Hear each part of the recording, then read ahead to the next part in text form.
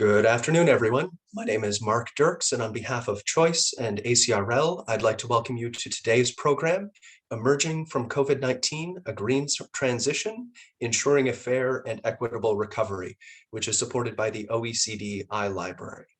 Today's discussion is one in a series of webinars from ACRL and Choice that addresses new ideas, developments, and products of interest to the academic, the library, and the research communities. Before we get started, I'd like to point out just a couple of features of the webinar software. First off, all of the attendees who are joining the presentation are automatically muted and your cameras are disabled, so please don't worry about generating noise or feedback. We should have that taken care of for you. In the main area of the screen, you can follow along with today's presentation materials. We are also using the Q&A feature today. Please use it to ask questions of our presenters. The audience present for this presentation is large, so we expect a lot of questions. We will likely not have time to get to all of those that come in, so we apologize in advance, but our time, we would point out, is limited, and we will do our best to get to as many as we can.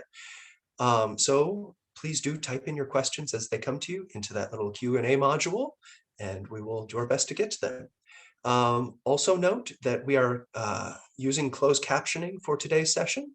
To toggle the automated captions on or off, please use that little CC button on the bottom right corner of your screen. Also note that we are recording today's program, and everyone who registered should receive a follow-up email with a link to the archived version.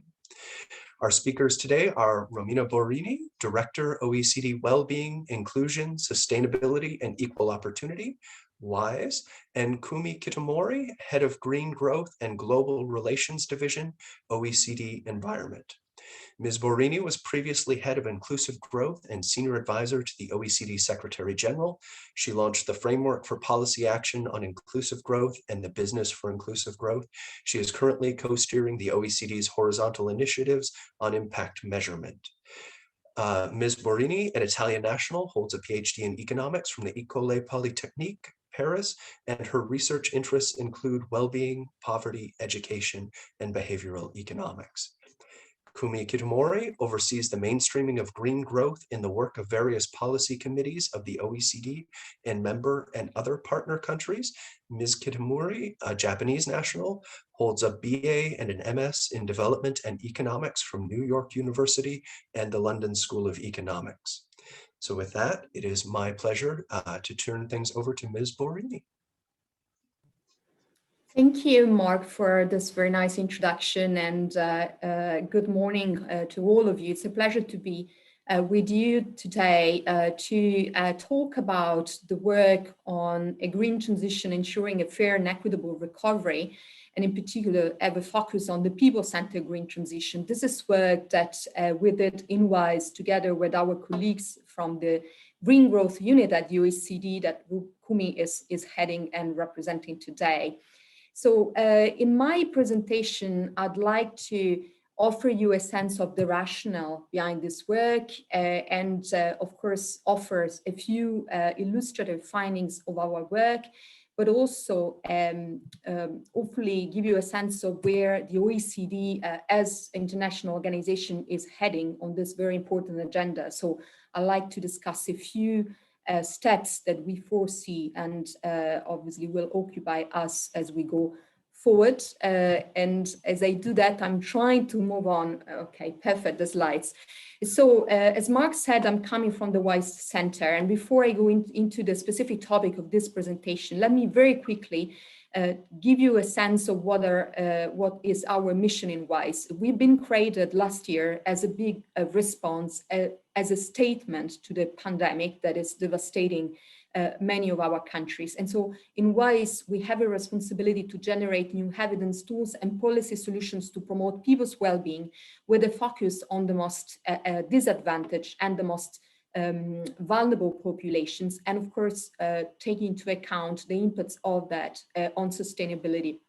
This is work that builds on a long-standing tradition in the OECD. We work for many years looking at the best metrics of success, measuring progress, societal progress, but also economic performance, looking beyond GDP. And so very concretely, we have a lot of work around generating data that tells us about what matters to people and what should be put at the core of the policy efforts.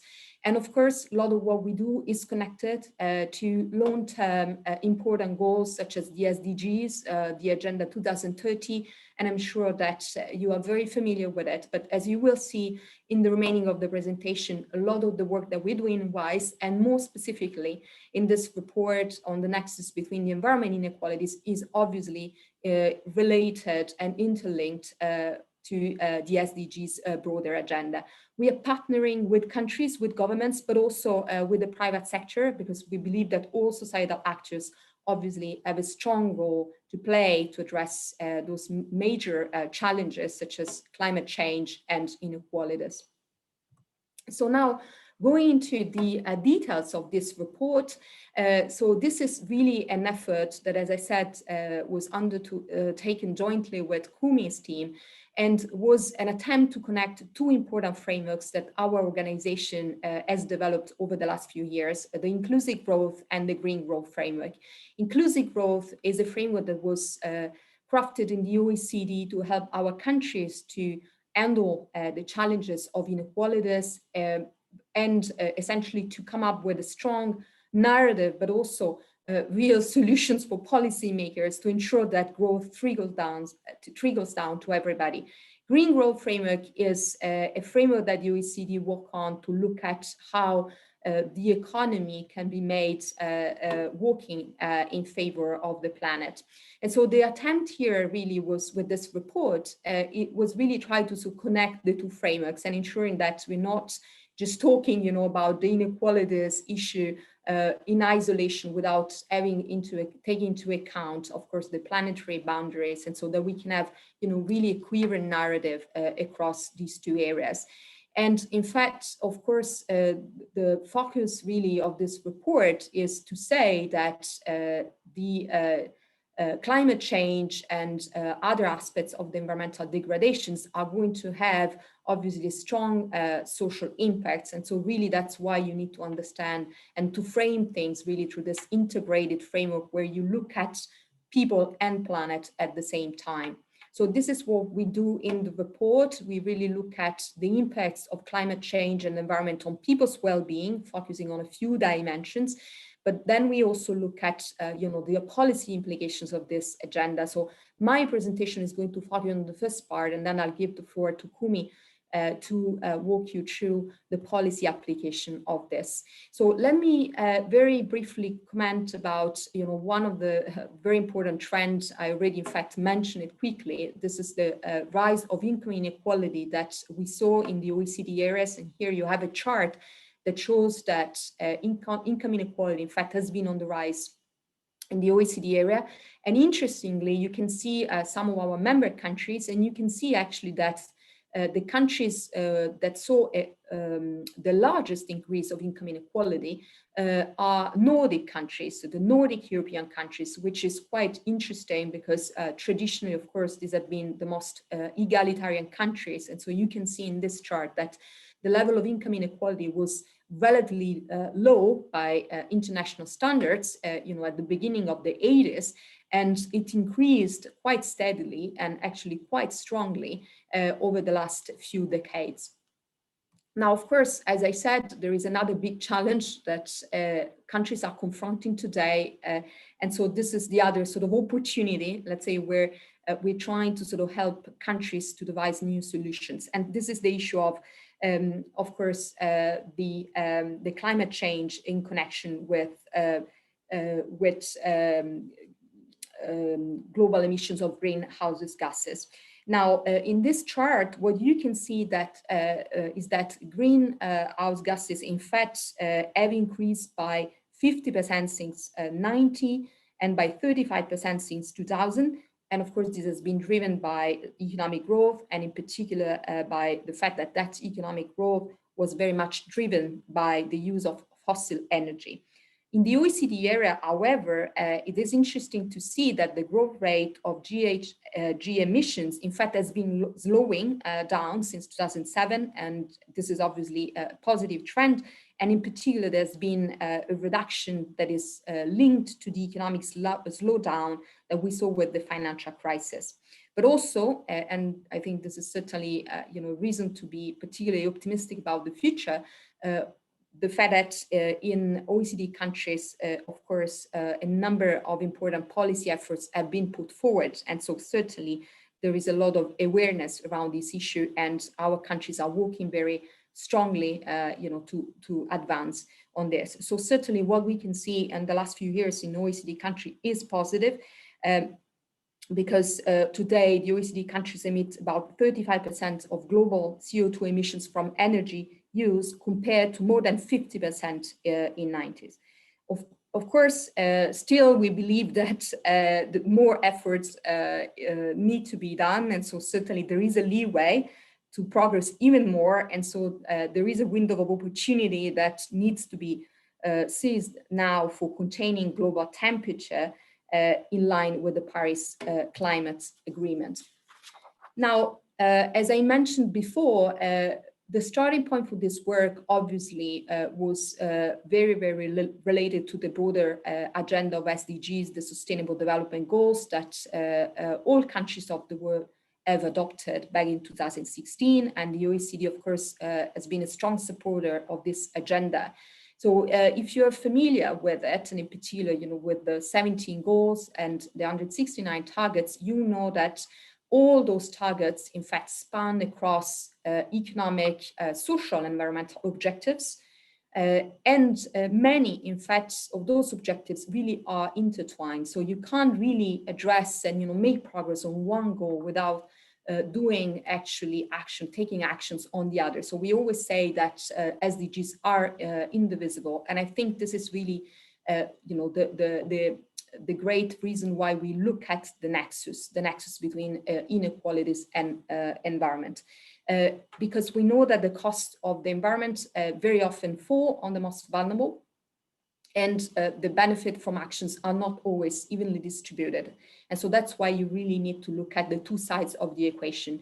As you make progress, towards a green transition, to a low carbon economy, you obviously need to look at the impacts that implies for the most vulnerable. And in case those impacts are skewed, obviously it is important to compensate those inequities.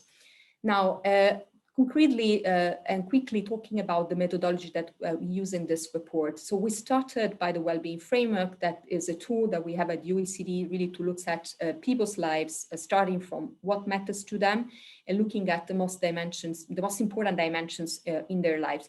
In this particular report on the nexus between the environment and inequality, we are focusing on 4 dimensions of people's well-being, which are health, income and wealth, work and job quality, and safety. And we're looking at, in fact, 2 specific dimensions that matter to understand the impact of the environmental degradation on well-being, and these are the dimensions of exposure and vulnerability. In fact, I should say that we focus in this report on 2 very specific aspects of environmental degradation, which are air pollution and climate change. There are obviously many other important aspects, for instance, biodiversity. We didn't look at that in this report. Now, exposure and vulnerability, in fact, interact, and of course, they differ very much across population groups. And again, that justifies, the very specific distributional lens that we are putting to our analysis. In fact, when you're looking at the exposure, the factors that matters the most are location and occupation. And in fact, in practice, the way we are looking at those issues in the OECD is by using geospatial and occupational data. And we match that with very specific socioeconomic characteristics of people. So their income, their occupational types, and also where people live, or whether those households, work in specific industries. And so, in fact, the studies that we have reviewed in this report, in fact, tell us that the concentration of air pollution varies quite a lot.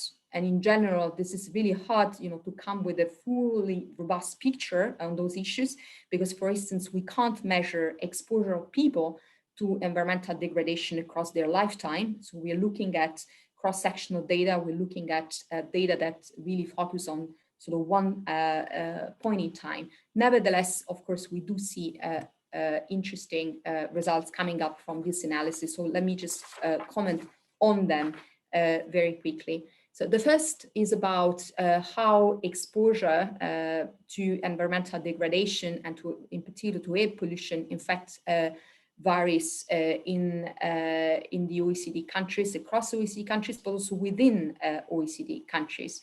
And so in particular, on exposure, what we look at is how essentially the air pollution exposure changes across cities. And in fact, we know that air pollution is higher in cities as opposed to rural areas. And you can see in this picture that cities in the left, in fact, in cities on the left, the level of pollution is twice the national average and is well above the WHO, the World Health Organization guidelines. So that actually means that a very, very large group in the population today are actually exposed to very dangerous air pollution and air conditions. Now, part of the differences that we see across regions and within countries are driven by climate, by altitude, population density, the built environment, and other factors, including the economic activity. And this is why some of those numbers and differences obviously always need to be sort of interpreted with some care, just with a good understanding of the context that is driving those differences. But national and local efforts to reduce air pollution, such as policy and regulation in the transport and energy sectors, also play a role. And again, this is when those results become particularly relevant for our constituency, which is made up by governments, because of course governments can also shape those very specific trends. Now, going to the main point of our report, we show that the impact of air pollution is greater for vulnerable groups. In some cases, in fact, the data do not allow us to come up with a sort of a very, very full picture here. Nevertheless, we do see that lower socioeconomic households are more exposed to outdoor air pollution. For instance, we look at a study in the United States that was showing that the disadvantaged groups are exposed to higher concentration of air pollutants. Some cities are an exception to that. This is when essentially the neighbor with good amenities attract higher socioeconomic groups despite high pollution. Now, some US evidence also indicates that exposure is higher by race, and in fact is higher by race than by income, which is, I think, very interesting. So in particular that Blacks and Hispanics bear an excess pollution burden between 56% and 63%. In Europe, however, those results are a little bit more mixed, and in fact they differ depending on the type of pollutant that you're looking at, but they also differ depending on the location and the city size. Now, we also did in the OECD some analysis based on our geography of well-being database, and that analysis suggests that actually on a national aggregate level, lower socioeconomic households are less exposed to fine particulate matter because a greater number of those households actually live in rural areas. Now, lower socioeconomic households are more often vulnerable to air pollution, and this is because they are, in fact, access to lower quality baseline health, and sometimes they also have negative health behaviors or lifestyle factors, or they have limited ability to actually invest in defensive measures. So the key message is really that improvements to environment may have, obviously, may be good from the public health perspective, but in particular for the health conditions of the most vulnerable. Now, the report gives also attention to the impacts of the environmental degradation on the health of the most vulnerable, in this case, the old and the young population. It also looks at gender differences. And what we find is that there are negative links between air pollution and climate change, in particular for children and older people's health and well-being. And this is a picture that is showing you essentially that premature mortality from pollution follow what we call a U-shaped curve, which means that it peaks among the very young children, so children around age 5 years, but then it then decreases and it increases again at over 60 years of age. So what we call the disability adjusted life years, so this is essentially a measure of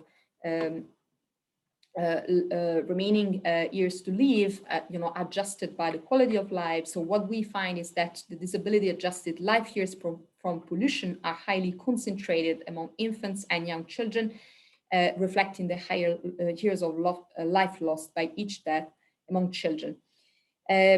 And we know, in fact, that a lot of those linkages are, in fact, in place even before that children are born. And so now we have really science-based studies telling us that prenatal and very early life exposure can be seriously detrimental to children's health and development. We have looked at that in particular for Germany, Turkey, and the US, where we have evidence that reduction in air pollution in OECD countries, in fact, contributed to reduce infant mortality.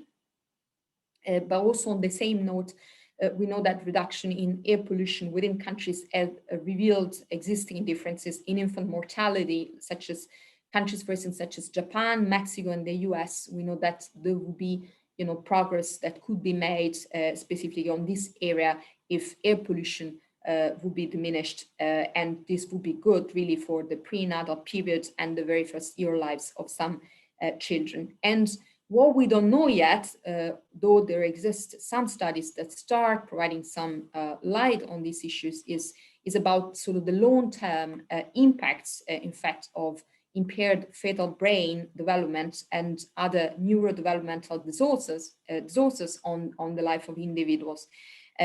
So there start to be interesting studies in the US in particular that actually say that young adult labor market participation and even lifetime earnings could be affected, by what's going on when children are very small, particularly, of course, in their environment, their physical environment.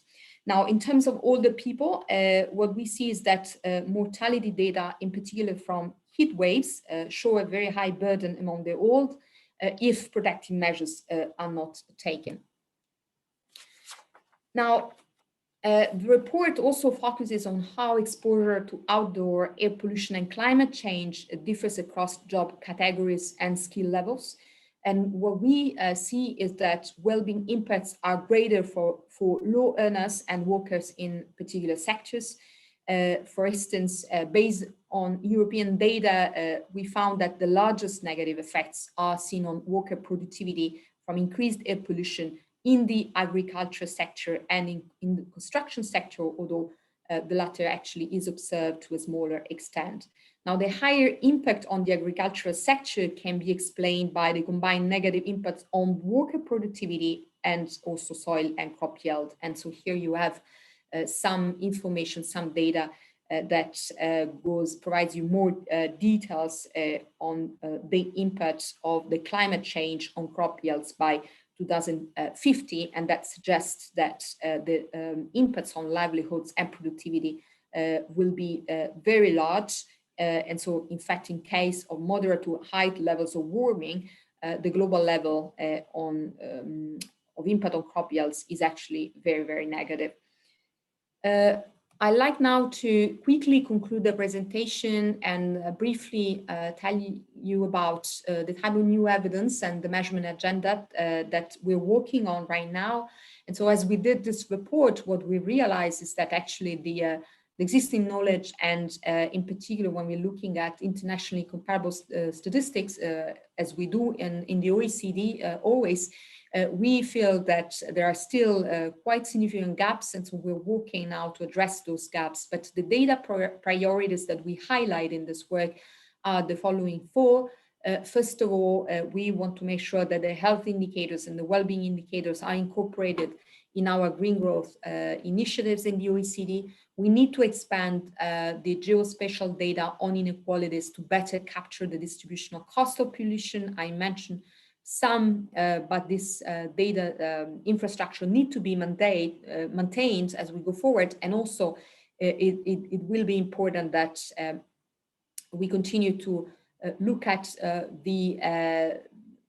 putting essentially price on those data and making sure we understand the true well-being and welfare costs that are associated to skewed distributions of cost pollution. We are also working to map distributional impacts, in particular pricing policies in transport. This is one of the priorities in the organization. And finally, we want to continue working on indicators that track geospatial inequalities in income and earnings to inform a number of environmental reforms. And Kumi will, of course, walk you through this, but essentially, the reality is that in many of our countries, those environmental reforms may, risk to be very regressive, and this is why we need to better capture the possible impact of policy change on the economic well-being of all groups in the population. To finish, let me just comment by saying that in WISE, at the moment, we are working on a tool that is connected to the nexus between environment and inequality study. This is a dashboard that we are preparing for our ministers, and it is a dashboard that is there to inform the government's efforts to recover from the pandemic, but also to build back better. And in this dashboard, and we are considering 4 dimensions. And of course, you will see that we're looking at inclusiveness of the recovery, but also, of course, at the green aspects of the recovery. So again, this is to say that the effort right now is a very active one, but even more importantly, there is a strong political momentum in all OECD countries among the governments to move forward with this agenda. So with that, let me thank you for your attention, and I look forward to the discussion. Thank you.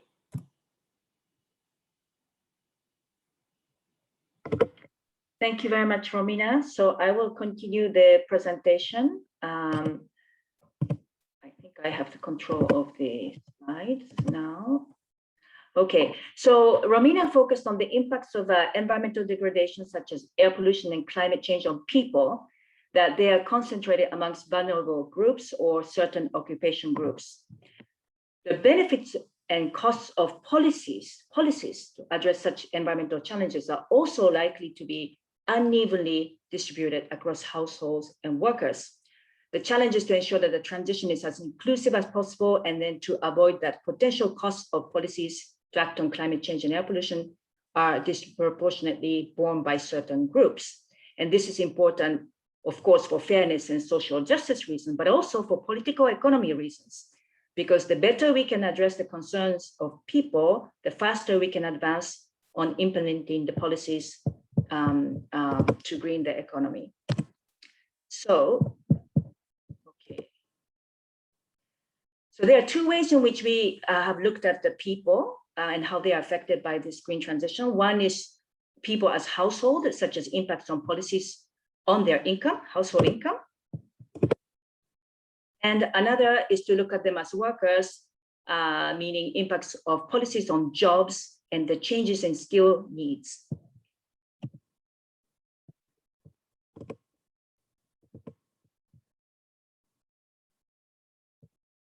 So let's start with the impacts on households and their income. Fuel combustion is the main driver of climate change and also a major contribution to air pollution, as we know. So policies to mitigate one can also improve the other. So these policies often take the form of energy taxes or carbon taxes, which increases energy bills for households. So this in turn can have more negative impacts on low-income households. High energy or carbon taxes can encourage more efficient use of energy, but this would also affect low-income households more because they spend a larger portion of their household income on essential goods such as energy. So here in this chart, you can see that in some US states, household energy bills amount to up to 12 to 14% of domestic household income for low-income groups. Now, in France, we have, maybe some of you have heard of the Gilets jaunes movement or the yellow jacket movements that has happened recently in France, mainly rural residents protesting on the introduction of carbon prices, as it would make their daily transport fuel needs more costly. So again, this was a very symbolic manifestation of such impacts of carbon pricing on households.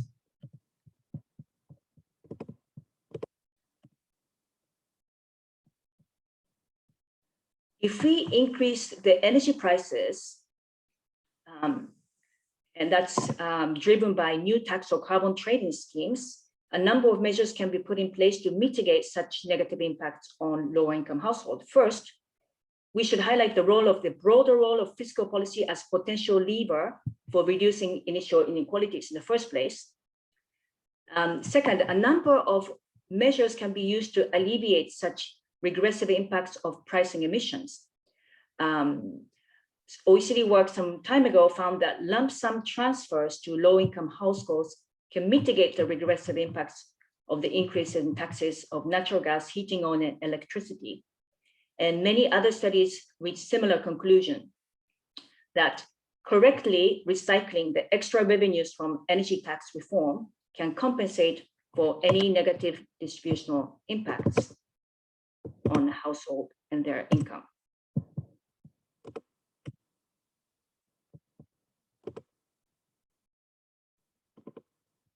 Now, I have talked about pricing instruments such as taxes, but countries actually more commonly use regulations to address air pollution and other environmental externalities. Interestingly, while being much more commonly applied, we know much less on the distributional impacts of regulatory measures than taxing and other pricing instruments. Most literature on the US experience focuses on the CAFE standards or corporate average fuel economy standards for passenger cars and light trucks. And they find that there are some evidence of regressive impacts, meaning affecting low-income households more than those that are better off. Similarly, regressive impacts have been found for building codes for energy efficiency. It's a bit of a concerning situation that there is less empirical evidence on distributional impacts of regulatory standards, given that they are much more widespread across different countries in environmental policies, including, for example, for energy efficiency. For example, in the EU, some 50% of total energy consumption is linked to life cycle environmental footprint of its buildings. Also, as countries gear up fiscal efforts on recovery from the COVID crisis, many of the so-called green recovery stimulus measures, and they're targeting the building sector. At the same time, interestingly, a recent survey of the EU found that there's a strong public support for regulatory actions such as banning least energy efficient appliances than for increasing taxes on fossil fuels on average across EU. And why would that be? Why is that? To help close this knowledge gap, we at OECD are now doing further studies on the distributional effects of instruments, regulatory instruments such as standards, not the tax policies and pricing instruments, because that's where the current knowledge gap seems to be greatest. Now, moving on to the impacts on workers.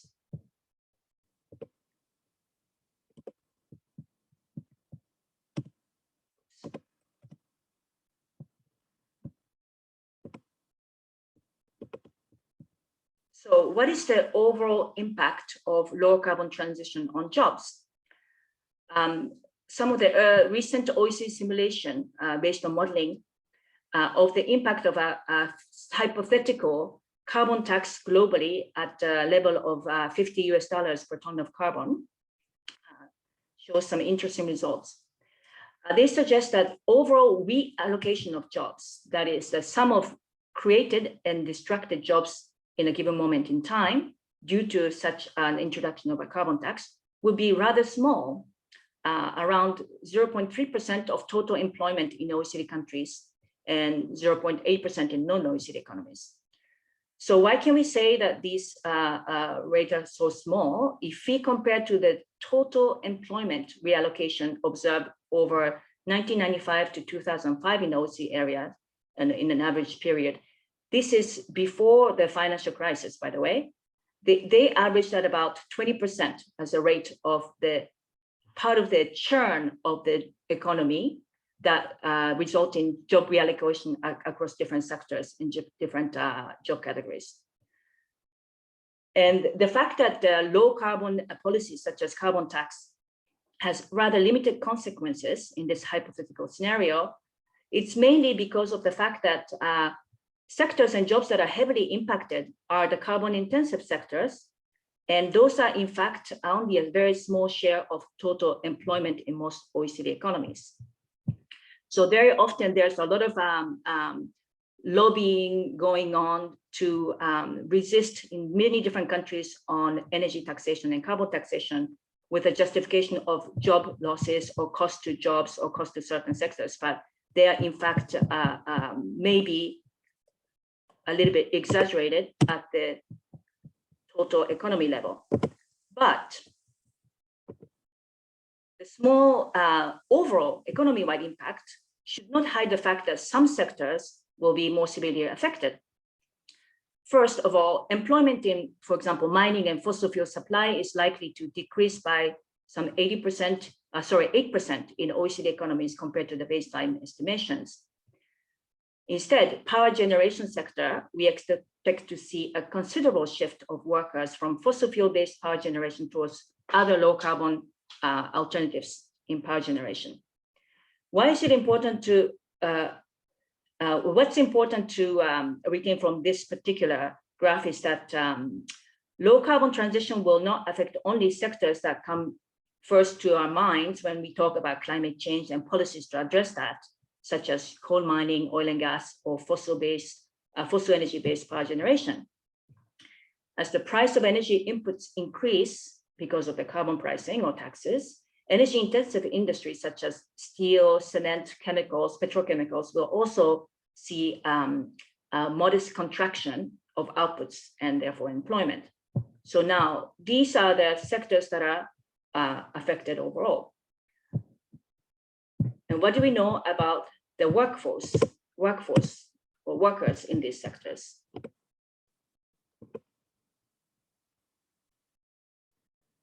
The low carbon transition actually seems to have two gender-related dimensions. First, the workforce of extractive industries and the traditional energy utilities is predominantly composed of men. So the restructuring of these sectors or industries will mainly affect male employment in the first place. But if you look further, the expansion of the renewable energy sector creates both opportunities and challenges for female employment. On the one hand, women may start to play a larger role in the traditionally male-dominated energy industry. For example, a recent survey carried out by IRENA, or the International Renewable Energy Agency, suggests that women account for, on average, some 35% of the workforce in renewable energy sectors, as opposed to 20% or a little over in the traditional energy sector. On the other hand, and this is where the challenge lies, a few available data suggest that women, on average, account for almost half of the administrative or back office positions, but only about a third of technical and managerial roles in this energy sector. Why is this a lower representation of women in these technical roles? Well, this one hypothesis that it's very much linked to what we call STEM, or the science, technology, engineering, and math STEM education at the tertiary level, which currently attract fewer women than men.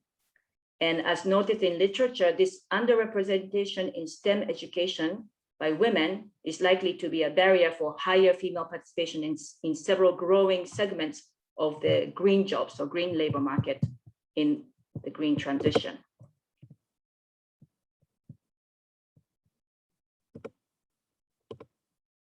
So the bottom line is that men mainly are impacted by the green transition.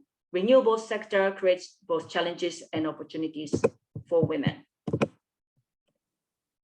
Now, oops. Okay, here we go. Now here's a map of Europe. Job losses of the green transitions are likely to be geographically concentrated, and this is because activities linked to extraction of fossil energy resources such as oil and coal and gas are naturally clustered close to their reserve. So this map of Europe shows that expected coal job losses in the EU, and you can see how these are strongly clustered in certain regions of Germany, Poland, and a little bit in Southeast Europe. While coal mining activities are necessarily clustered, there's some evidence that also other brown or energy intensive or heavy industries also exist, and they tend to be geographically concentrated. For example, another OECD study of 14 European countries show that certain carbon incentive sectors like manufacturing of basic metals or coal and fuel production are highly localized, especially in several former socialist countries in Eastern Europe.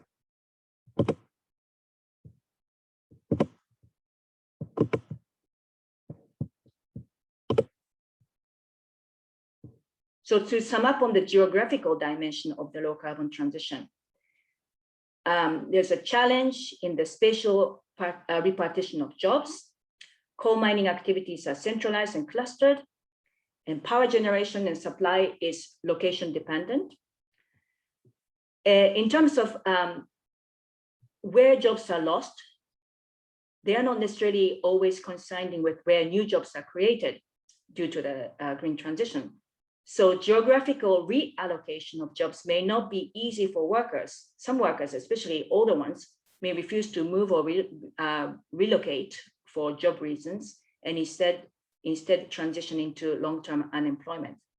So there are higher risks of negative employment impacts from the green transition for smaller regional economies that are not very well diversified.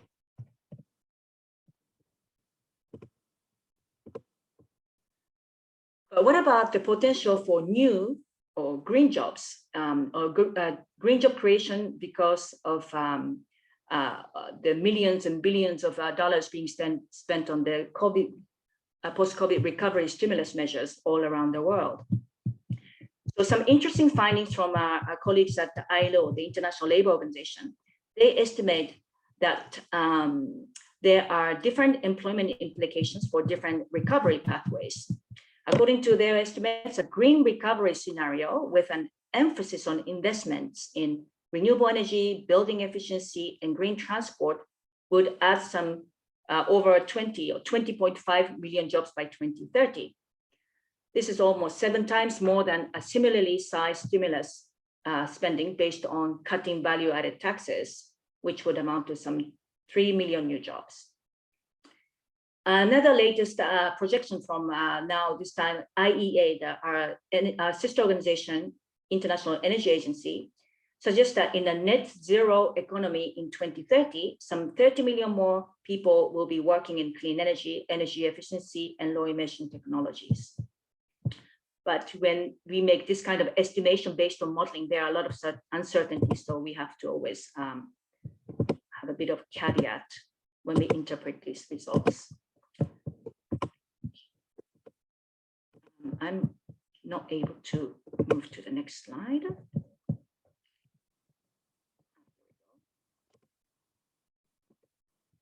Okay, to address these challenges and to ensure an inclusive and green transition, governments need to adopt a policy package that would be structured in 4 pillars: active labor market, skills, policies, and worker protection. This key pillar is about investing in human capital, and this includes well-designed, targeted unemployment benefits, combined with stepping up active labor market policies to provide workers with the necessary tools to adapt to new market conditions and transition into new jobs. There are a number of policies that fall under this category, including job search training, such programs designed to help workers to find jobs by improving their job search skills rather than actual job skills. These are skills that related to knowing how to navigate job market and who, and especially it may be relevant for people who have been actually in a job or employed for a long time. They may have lost such job search skills. examples, it may sound mundane, but related to writing a CV, how to look for vacancies. They may sound trivial, but that are quite important if you haven't been unemployed for a long time, but may happen because of the green transition. In addition, skills policies will need to ensure that workers master the right competencies to transition into the new green jobs. In most OECD countries, in fact, systems already exist to assess and anticipate future skills need, also considering the challenges and opportunities associated with this low carbon transition. And importantly, there are sometimes similarities in the skill needs between jobs in certain carbon intensive sectors and low carbon industries. Examples include the expertise of workers in the offshore oil and gas industry and the offshore wind industry, or those working in the oil drilling sector and moving towards geothermal. So there are some kind of, again, STEM, the technical engineering types of skills that might actually be quite transferable from brown jobs to green jobs.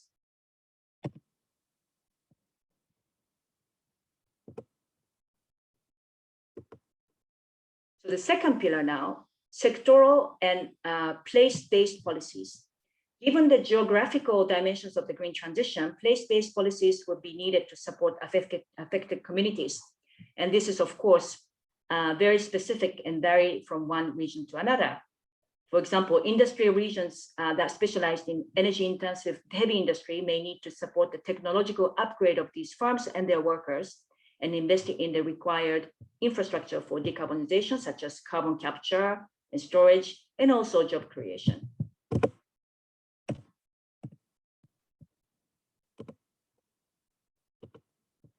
Now, another area is revenue recycling, because all these measures to support workers, they have to be financed. Pricing emissions through taxes or emission trading schemes is an essential climate mitigation policy, and at the same time, they can also raise considerable additional public tax revenues.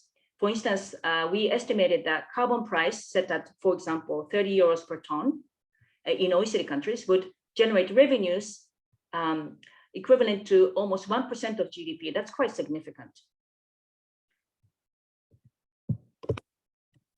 And finally, this is almost the end. Long-term vision, that's very important. Long-term strategies can help to strengthen policy coherence and alignment across different government department portfolios.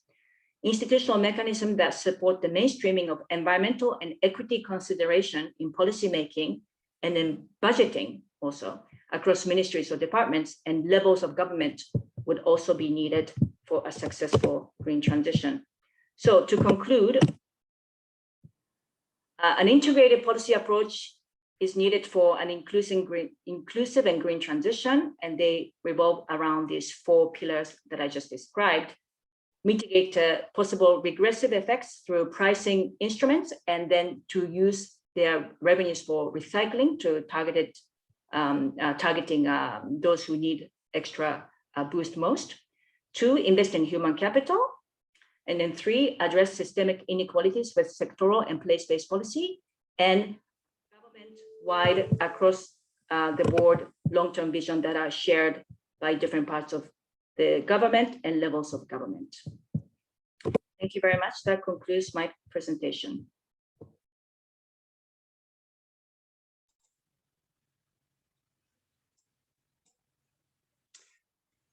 Well, thank you very much, Romina and Kumi. We have several questions in the hopper ready to go. And I would encourage folks, if you do have additional questions for either of our speakers today, please feel free to drop those into that Q&A module. And we will start to work through those right now. So we have a question here from Chris that asks,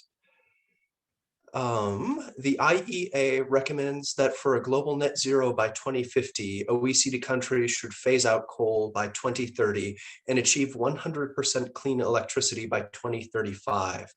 Does your analysis align with or support these targets? And in your view, what are the key actions OECD countries need to take to achieve a rapid and fair transition in the electricity sector? And I think, Kumi, that should go over to you. As I mentioned, IEA, or International Energy Agency, is actually part of the OECD family, and we actually do share a lot of our modeling work, sometimes even our staff modelers, including in other policy areas related to energy and environment and climate change in particular. So generally, usually we don't disagree on the assessment. So Chris's question, the answer will be yes. But I agree that it is quite challenging, and of course depends on the starting point of each of the country. Of course, we all have different resource endowment, different energy mix of our economies. So it will be easier for some countries than for others. Now, electrification is a key driver, and then I'm sure many of the participants are fully aware of a lot of buzz in the renewable sector. The cost of renewable generation has come down dramatically and significantly in the recent years, and then has actually, the cost per kilowatt hour has gone lower than the conventional, such as coal power there recently. So there's a lot of new investment happening. And also, we talked a little bit about the recovery from the current COVID crisis and all the drive and pledges that many countries have made, including the United States, but many other countries, EU also, but many others, to build back better for a greener recovery. Now, many of those measures are actually targeting the energy sector and surface transport sector. I may or may not have mentioned in my presentation earlier about the OECD's Green Recovery Database. Most of these measures are in these sectors, but there are also some missed opportunities in, for example, maritime and aviation transport, where some of these measures could be targeted. So there's a lot of public support being poured into this, including in the power sector. So there, I think it is possible, but again, in the lead up to COP26 this autumn, in November in Glasgow, I think it is the responsibility for more advanced economies like OECD countries to really gear up our ambitions and then to lead the way with more ambitious goals and targets. Thanks. Excellent. And we have a question here that I think we would like to direct sort of to both of you. So if one of you wants to jump in right at the right after we've wrapped it, we've got a question here from Hirona, who asks, concerning pollution and climate harm, is the pollution collected or connected rather to the lack of childbirth in countries? Is there a relationship that can be talked about between those two things? Thank you for the question. I think it's fair to say that this is part of sort of emerging science, and but we start having quite interesting results coming from international literature that indeed are finding a relationship between mother's health and childbirth and in fact air pollution in particular. In fact, in the report, we are discussing that women do have specific vulnerabilities, and this is of course related to their physiological and hormonal constitutions. And those are vulnerabilities in a way that have been overlooked for years, but now, you know, they really are seen more and more as often quite relevant to understand some of the childbirth patterns that we see in some countries. In particular, I think the greatest concern relate to the exposure of expectant mothers to pollution and extreme temperature. So, you know, we talk about heat waves, and we know that climate change sometimes, you know, manifest, you know, through that. And that in particular is, you know, that relationship essentially works through the endocrine system and disruptors. And we know that, so in particular, high temperature can really disrupt women's fertility and reproductive health. We also are seeing an increasing number of studies that look at that link between outdoor air pollution and male reproductive outcomes. But results, in fact, have been much more mixed, I would say, and not conclusive, you know, on that. So certainly, it's a very relevant question and an area where more work needs to be done, certainly, at international level, to understand, how strong is that relationship, and also whether, that holds true sort of across all the different geographies that we're looking at in the OECD. Maybe I could add to Romina. So the report that we presented today tried to look at the inequality and the pollution. But if you just take pollution, and I'll go again, the report was specifically about climate change impacts and air pollution.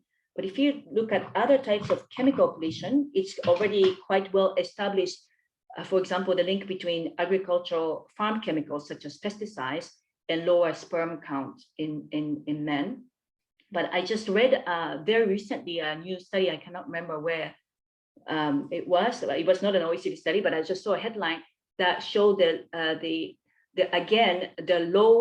lowering of sperm count in men, and they related to more household chemicals that are prevalent in our houses. This is now indoor environment.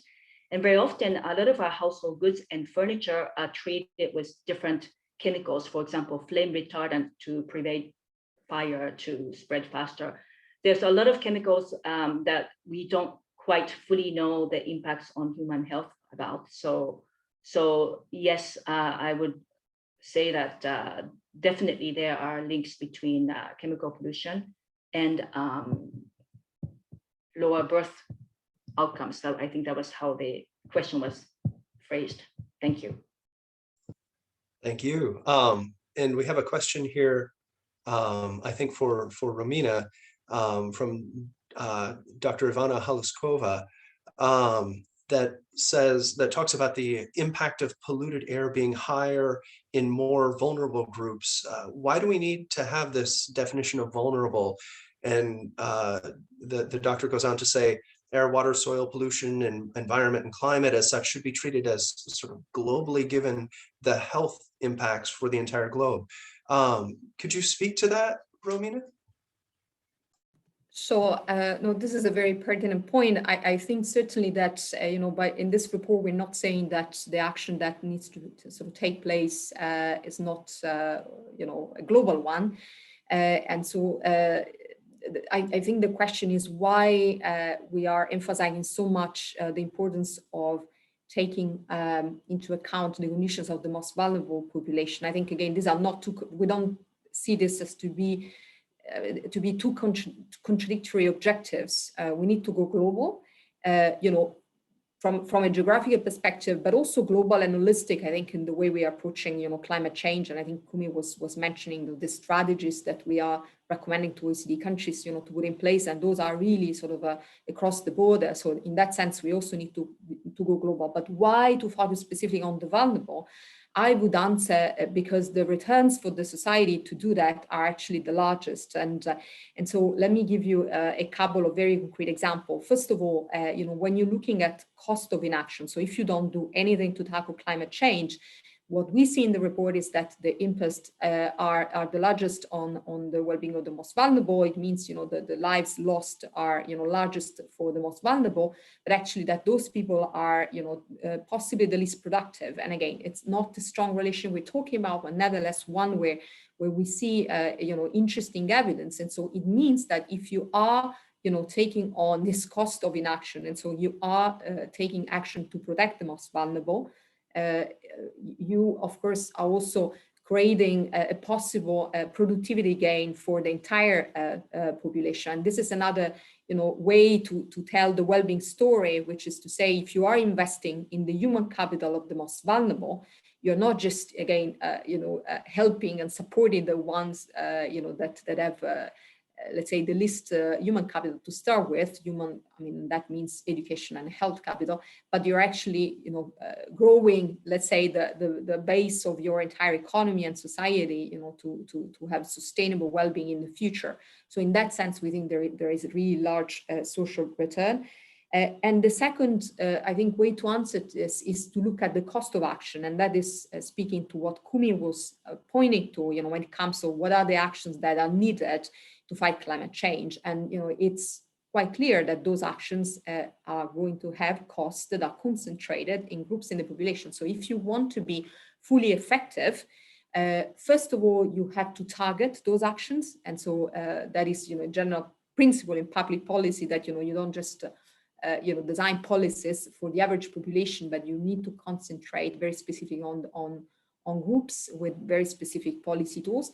But secondly, you really want to ensure that if again, there is a reluctance, there is a resistance, and this is what we saw, for instance, in France, with the yellow vest movement, that of very specific segments in the population that feel they are going to be impacted, by some environmental policies, then you need to put in place some either flanking policy or compensatory packages, or you want to use, the opportunity that is opened by the green infrastructures or investments in a way that, unlock, let's say, that reluctance and make sure that really you get on board all different sort of voters and groups. So it's really sort of a political economy argument, or, building the case, if you wish, for that climate transition in a way that is really socially acceptable.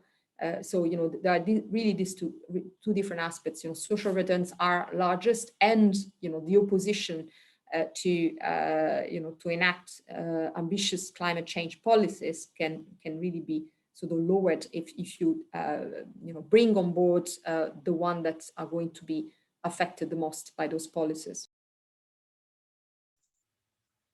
Excellent. And looking at the time, we are coming up right against it here. And I would ask, would you like to take one more question apiece, or would that be all right? Yes, no, that's great. So we have a question that came in a little earlier from Richard, and Richard asks, and I would maybe start with tossing this to Kumi and then moving it over to you, Romina. What role is there for smart specialization in S3 moving to S4 and beyond, including sustainability and inclusiveness? And are regions able to balance a bottom-up place-based strategy with a top-down green directionality, something like the EU Green Deal? Can you speak to that, Kumi? Maybe I can ask S3 and S4 plus. I'm not familiar with the terms, so maybe I can ask the for clarification. But in terms of the second part of the question of, the bottom-up solutions and top-down from supranational or federal, I think both are needed, because as I mentioned, smart specialization and the fact that we talked about different dimensions of inequality or uneven distribution of costs and benefits of acting on environmental challenges. And one of that was geographical. And then it's because for various reasons, different regions specialize in different types of economic activities, and some are affected more than this whole green transition than the others. So in the same vein, the solutions also need to be place-based and place-specific, and that would vary from one location to another. So of course, there are certain things that need to be mandated or given directions from above, top down, but there are a lot of things, and probably more things, that are much more specific to bottom-up solutions. If you also talk about the social programs or social solutions to address inequality, many localities actually manage, it again depends on the structure of the country, how federal a country is or how centralized a country is, but many of the social programs tend to be operated by local governments or provincial or state levels. So I think the solutions need to be a combination of both, top down and bottom up. And would you add anything to that, Romina, about the regions and the balance between bottom up and place-based strategy? I would fully agree with Kumi about the fact that we need them both. And what is very good, I would say, in the specific context of the EU Green Deal is, the fact that the leadership is coming, from the the high level, and this is not just these are not just words. I mean, this is really going to be translated into concrete actions. The new facility, the new funds that the Commission is working on at the moment, and Europe is going to finance at the moment, and all the sort of the recovery packages are really going to translate into reality. So the promise of the green transition. And so I think we certainly need that. That's sort of really important sort of political steer at that level and the concrete tools. But of course, at the same time, we also need to actors, on all kind of on the ground and certainly on all sort of levels that not only take up those, those directives coming up from the top down, but also that come up with their own approaches. And so I think it's we certainly, I mean, especially when we talk about smart specialization, I think this is something where we do want to hear from the grassroots. We want to hear, from the ones that are innovating concretely, and they are developing sort of technologies that are really, really specific for the context and, for specific geographies. So in general, I would say in the OECD, perhaps we are seeing, if you look at the sort of history in the last 20 years, we're seeing a little bit move away from, national kind of top-down approaches to local and place-based. And we understand there are very good reasons for that. We think that, again, both are necessary. What is really important is coordination across the different, levels of governments. And so this is an area where OECD is very active in making sure that the governance approaches, again, are fully complementary and mutually sort of, supportive and well coherent. Excellent. Well, I would just like to take a moment to say thank you so much, Romina and Kumi, for joining us today. Lots of information here, lots of good questions coming through. And before we sign out, I'd just like to take a moment to remind our viewers that we did record today's program. So you should receive an email with a link to that recording within about 24 hours of the event. And if you could take just a moment to fill out the post-webinar survey that should pop up on your browser, we would really appreciate your feedback. Also, please do visit the COVID-19 and policy tracker hubs at http://www.oecd.org/coronavirus/en, as well as the OECD iLibrary.org, data.oecd.org, and stats.oecd.org. For additional information and to answer any questions that you may have that have come out of the session today, please contact Ian Williamson at 202-445-9125 or at the email address ian.williamson, WILLIAMSON @oecd.org. Thanks again to everyone out there for joining us today. I hope you learned a bit from this session, and we of course hope to see you in the near future on another webinar. Thanks very much. Thank you. Thank you. Bye.